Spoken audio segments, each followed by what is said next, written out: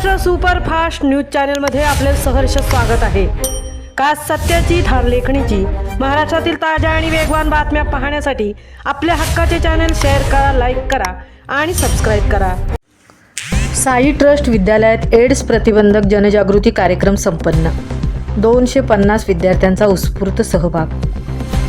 महाराष्ट्र राज्य एड्स नियंत्रण संस्था मुंबई यांच्या माध्यमातून आणि जिल्हा एड्स प्रतिबंधक व नियंत्रण विभाग जिल्हा सामान्य रुग्णालय अलिबाग रायगड यांच्या वतीने मंगळवार दिनांक 18 ऑगस्ट 2026 रोजी साई ट्रस्ट जवाहरलाल नेहरू कोर्ट माध्यमिक विद्यालयात एड्स प्रतिबंधक जनजागृती कार्यक्रमाचे अत्यंत यशस्वी आणि प्रभावी आयोजन करण्यात आले होते।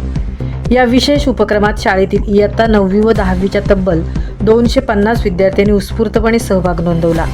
आरोग्य विभागाकडून मोलाचे मार्गदर्शन। कार्यक्रमाचे मुख्य वक्ते महाराष्ट्र शासन आरोग्य विभागाचे समुपदेशक माननीय श्री महादेव पवार यांनी विद्यार्थ्यांना अतिशय सोप्या आणि सुटसुटीत भाषेत मार्गदर्शन केले।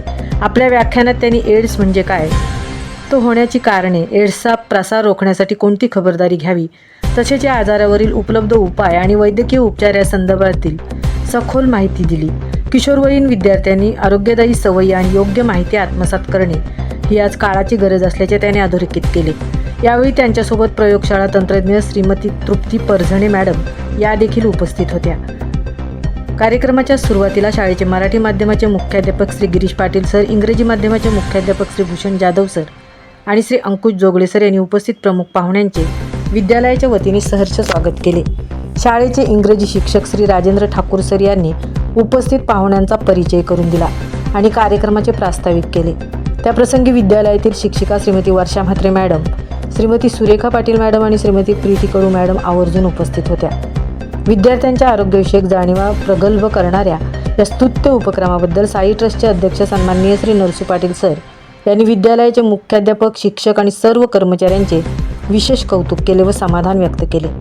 अशा जनजागृतीपर कार्यक्रमांमुळे भावी पिढी अधिक जागरूक आणि सुरक्षित बनेल असा विश्वास त्यांनी यावेळी व्यक्त केला। महाराष्ट्र सुपरफास्टसाठी तृप्ती होईल, उरण।